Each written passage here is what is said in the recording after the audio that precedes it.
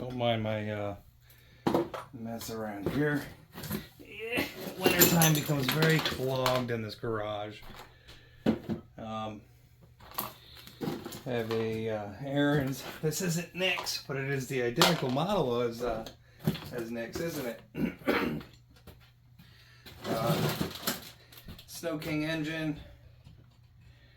It is missing a knob. I don't know where the knob's at, but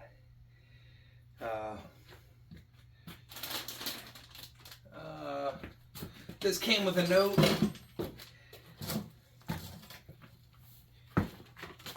Yeah, sometimes we're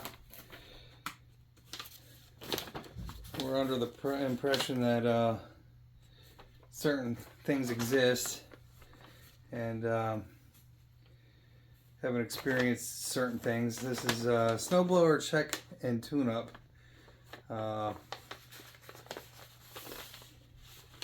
Hi, please check and see.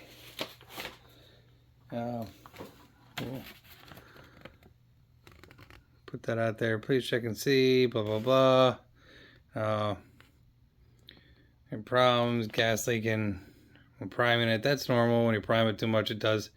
But as you can see there, it hasn't run in 2 years. So I like the note was nice. I quoted a particular price, but I was under the impression of something else. I was under the impression that this unit was running and just needed like an oil change and maybe some grease and stuff like that. But we are here to find out that it probably needs a little more than that.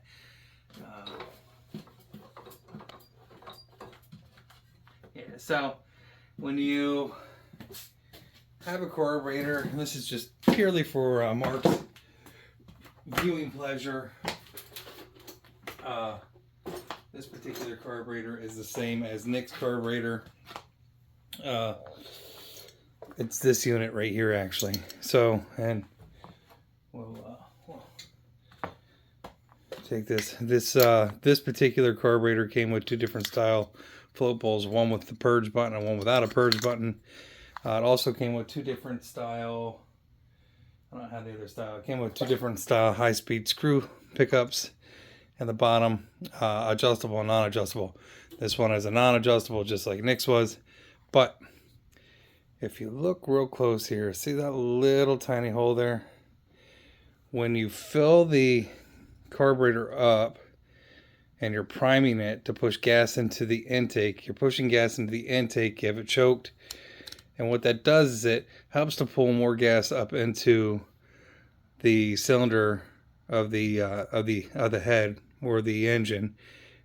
Pulls it into the head with the valves. You have your valves on there, and it just makes it easier to start. Once it starts, and then you open it up, and you hope it goes. And this is actually your throttle here, so that operates by the speed of the governor. Pushing the lever back and forth as the engine or the flywheel weights, or I should say, sorry, the governor weights open and close as the spin of that centrifugal force opens and closes. I don't think I have any governors laying around here. Those usually are plastics, so they end up with a garbage can. So when you hit your primer bulb, you're pushing more air or pressure into this, and this is actually an overflow, so the gas that you see falling out will come out there. Sometimes it comes out here, but usually comes out here. That being said, I saw the gas dripping from the bottom there. You may have seen it too on the camera. And I'll give her one more pump to go ahead. Yeah, it's yellow. Looks like a bender, like a college weekend. And that's no good. Hopefully that's just because of that. So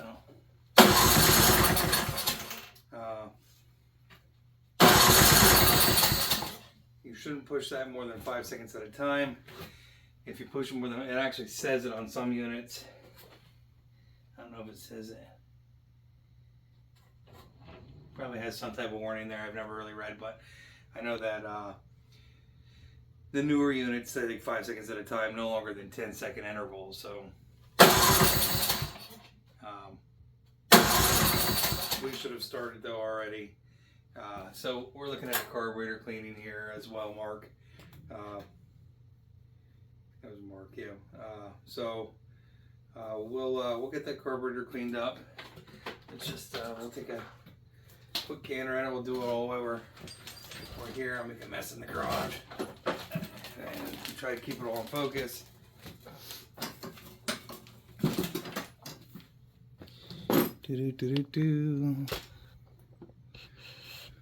Going down. Going down. I think. There we go. Going down. Sorry. Droop, droop, droop, droop. And hopefully that mount doesn't fall off. So this one does have the purge button though, so that's nice. But it is not an adjustable high-speed screw. I had all my tools fall out of my box last night, which is nice. So we're looking for, I think this was 13 or 14, I can't remember now. Pretty sure it's 13. So there's a 13. Everybody's keeping track. And we'll put some gloves on. Try to keep some of this happens is your thumbs get split up your finger, the fingers start splitting open. And unfortunately, because it's more than just a oil change and spark plug, I'll have to talk to them about price, I guess. I'm very reasonable. Most places, the $80 to even look at the thing, and then they want to charge you another $80 to go ahead and fix it. So I think I'm very reasonable. Not only that, a lot of these places will hang on to your equipment for the whole season until the. So what we'll do is we're going to drain. We're going to use the purge button. Biscuits. This one doesn't have a shut off, so it doesn't matter. Oh, yeah, it does. So there is a petcock on this one, which is nice. So I can try to avoid spilling gas all over. So push the button on the bottom, drain the remaining fuel out of the fuel bowl.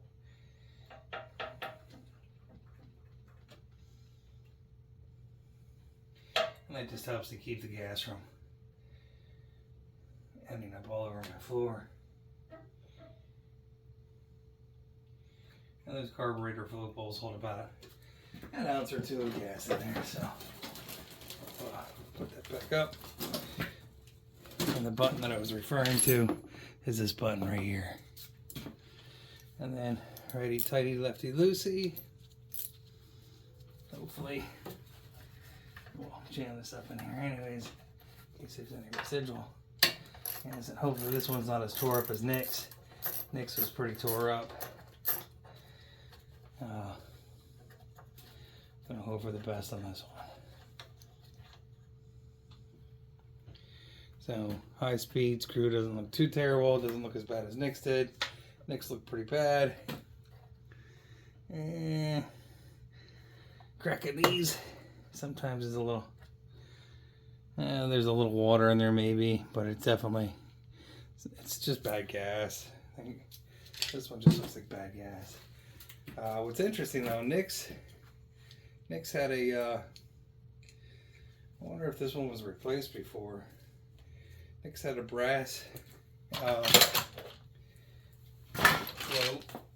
I'm not sure when they changed these floats. They look like this one's off the same unit, same setup, but that's a brass float.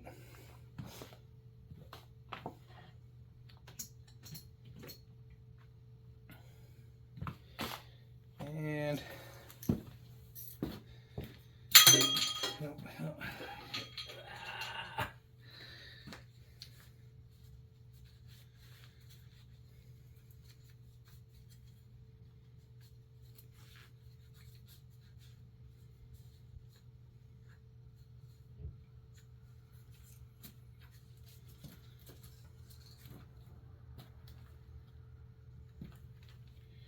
So these little holes get filled up with crap sometimes, and hopefully I can find my pokey tools here. I hit pause while I'm looking for it. Record. So probably not as easy for me to do this while.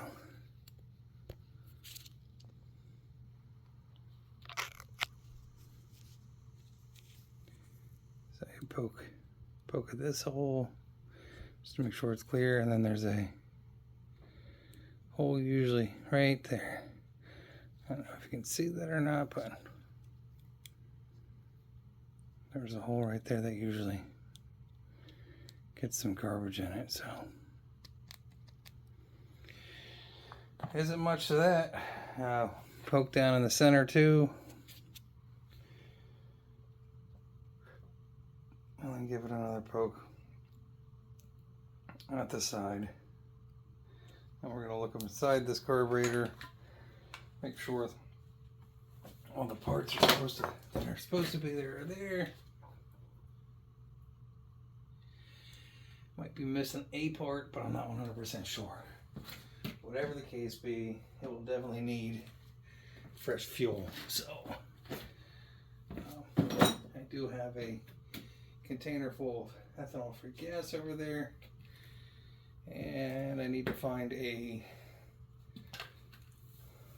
means to collect the remaining junk that's in the gas can. And probably get this under the wheel. I'll clean this out at the same time. So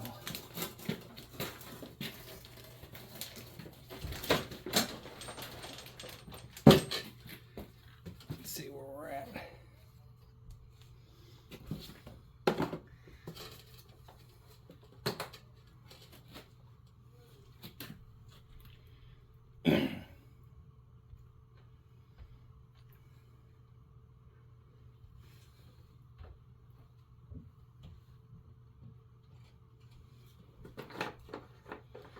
There wasn't a whole lot of gas in here to begin with, but enough to mess up your day.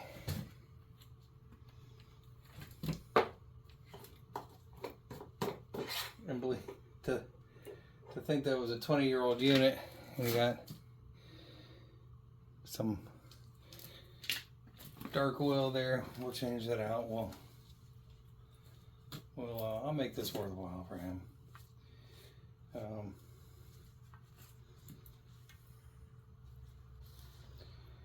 We'll have to do, and you know, the oil, sometimes these oil sticks, dipsticks get stained because the oxidation that occurs from the oil sitting in there for so long.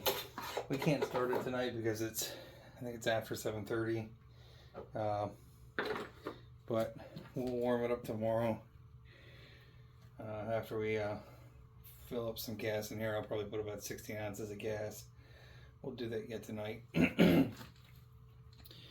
Zoom out. We don't need to have the flash on.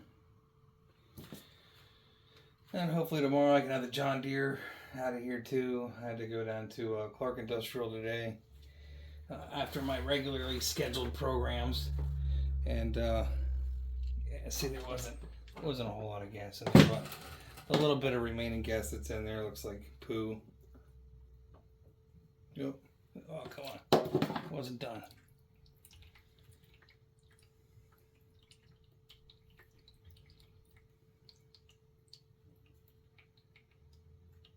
You hear me say it all the time.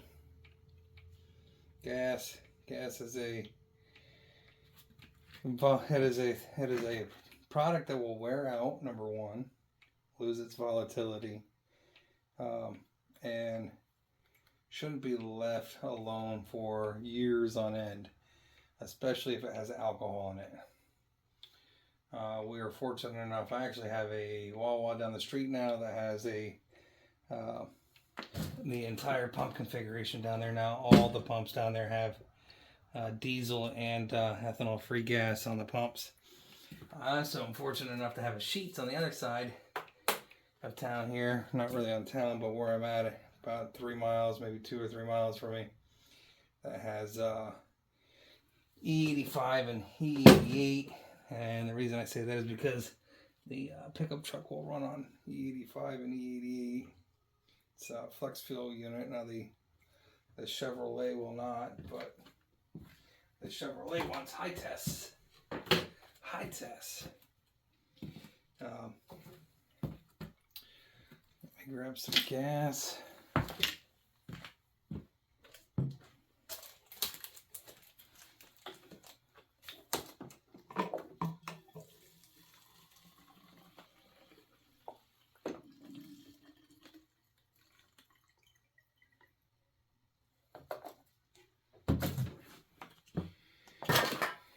Gatorade bottles.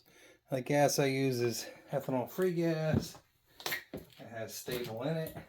I put the stabilizer in at the pump.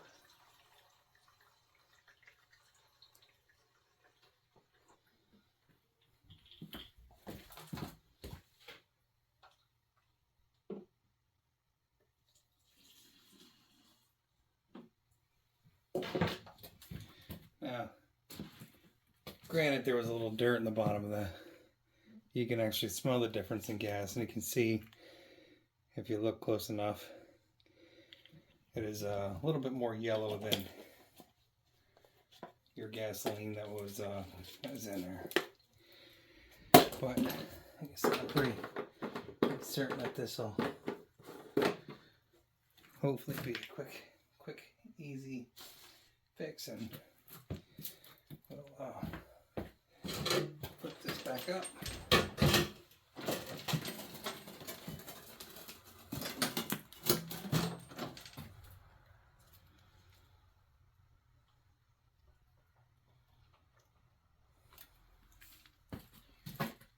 And we've poked all the right holes.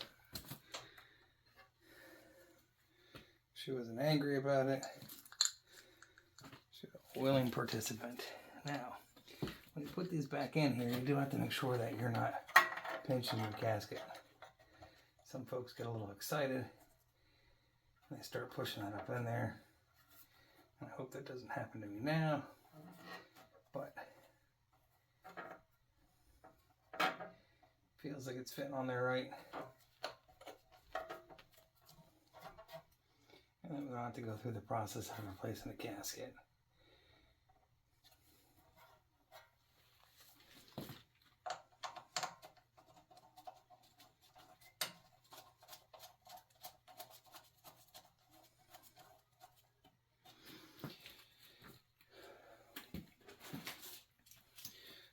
The newer units that have the plastic that comes all the way down, what I do is I bring grease with me, and you can use the grease to hold the seal in place. So now that we've got some gas in there, fresh gas, we poke the holes, turn it on, make sure it doesn't leak out. I'm going to press the button here to get it started.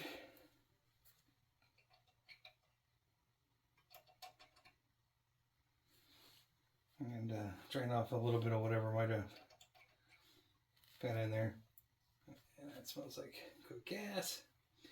Now, again, like I said, if you press that too many times, the float bowl will fill up. And it will overflow.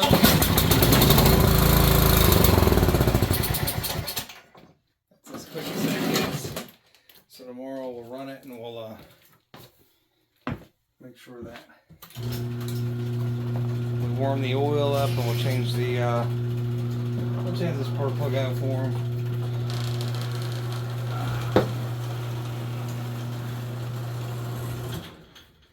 This one did, and there's some grease fittings up there. This one did lose a little oil at the dipstick because I left the dipstick open like a dipstick. So that's all right.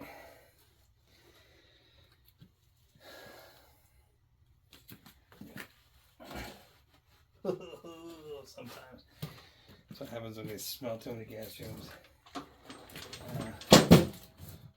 at it, we'll, where's that grease gone?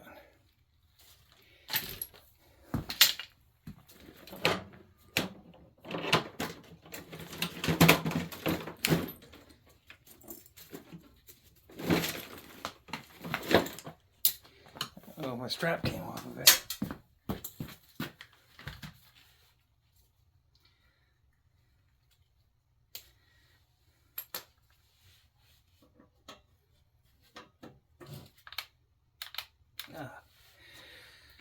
Where did I put that battery in? Here's one.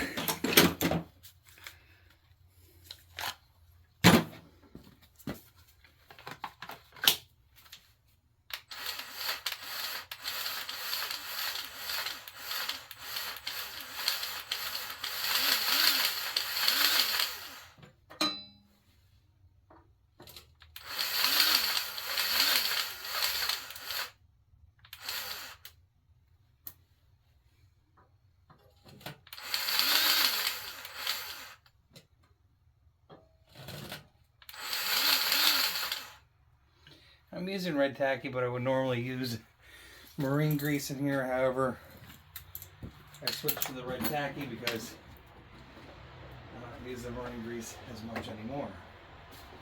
And as much as I like to use the marine grease in my own unit, it's just what I had in there for doing bearings.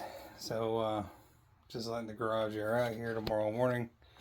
Or I should say tomorrow afternoon after my appointments during the day. We'll take care of that. And then we're going to tackle this, which was the replacement lines for the oil cooler, which I've been working on here. The John Deere.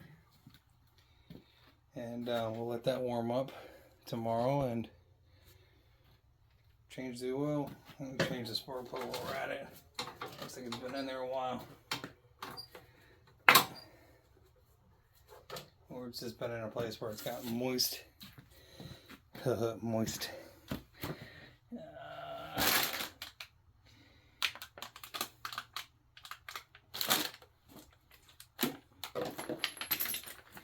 we go. Tiny lefty loosey.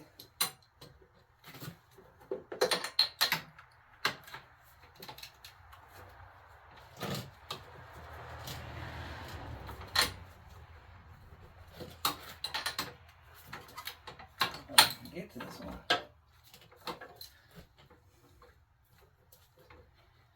Huh. There you go. I'm getting an extension. Sorry for the headshot. The bald headshot. I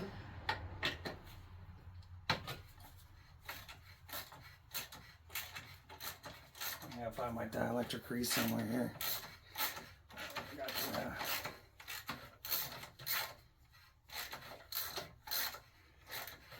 That feels like it's been crossed once. That's great. That's why I hate changing spark plugs. Should really come out a lot easier than that.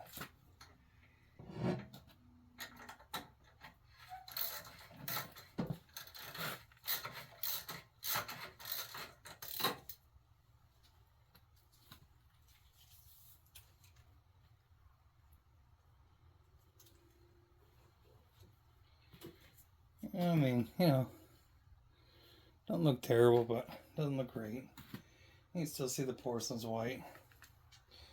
This was a 4C that's in there.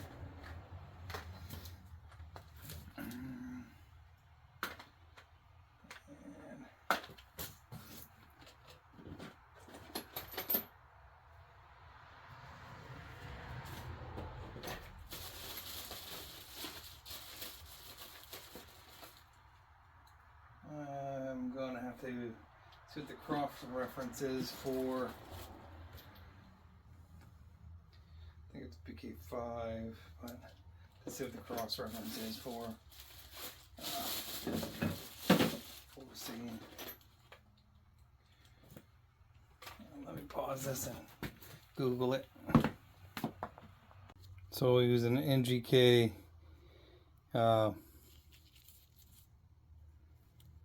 5ES in this guy,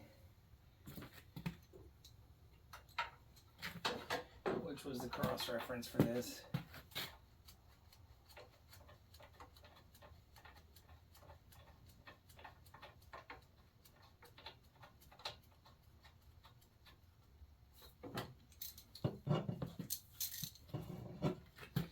And it's capped at 30 thousandths. I'd used it briefly in another unit just to go ahead and confirm operation.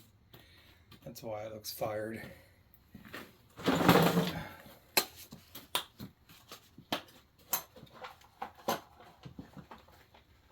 So figure if we can get 100,000 miles out of a,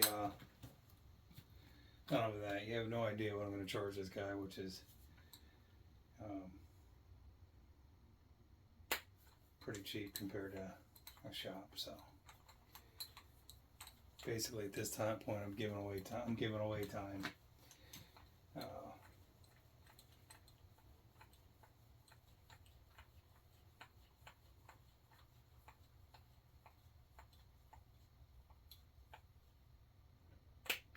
17 foot-pounds.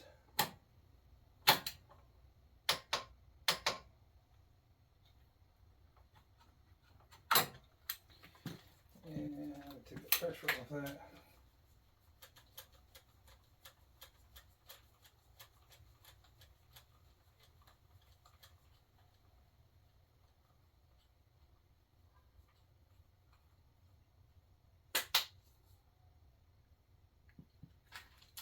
I have to admit, I've been pretty impressed with that. I know it's a cheap Chinese one. Torque. But I've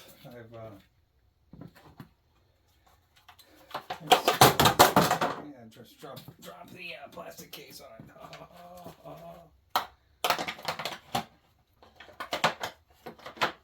At least it wasn't the wrench. And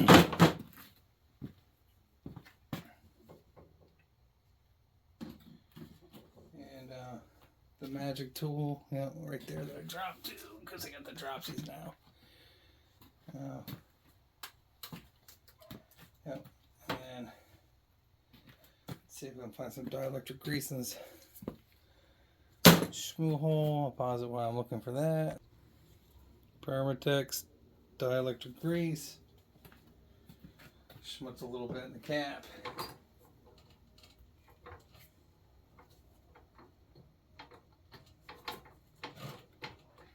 That'll make it easy for the next sap to pull it apart as well. I wouldn't expect it to be serviced for another 20 years anyway. And honestly, I think that it's probably warm enough in here. We can just do the extraction while we're at it.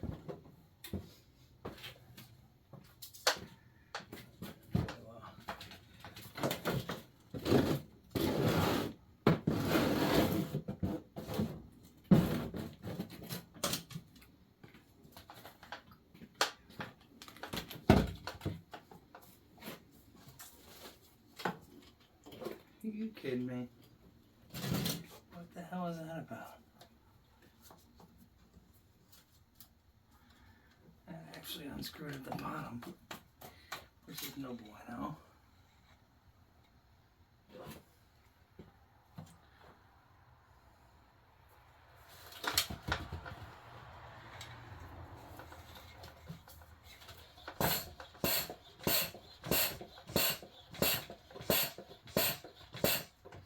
Just makes it easier when it's warm, you know.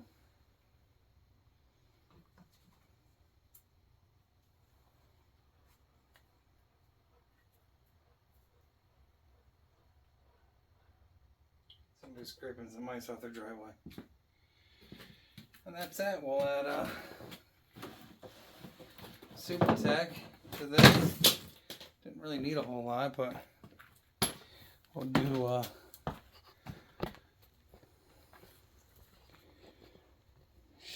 jeez.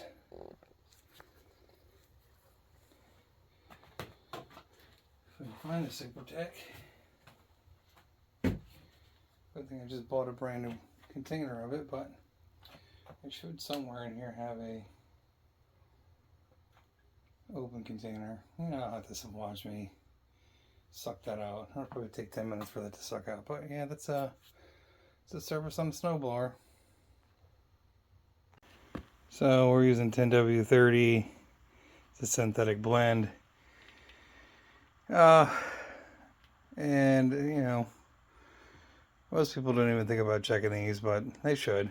Should always check the oil on anything you run before you take it out and start it up and run it, including your automobiles. But I remember when service stations used to check oil when you were there, windshield wiper fluid, stuff like that. Nope, me either. I'm too young for that, but I'm sure that there are folks out there that do. Have a good night.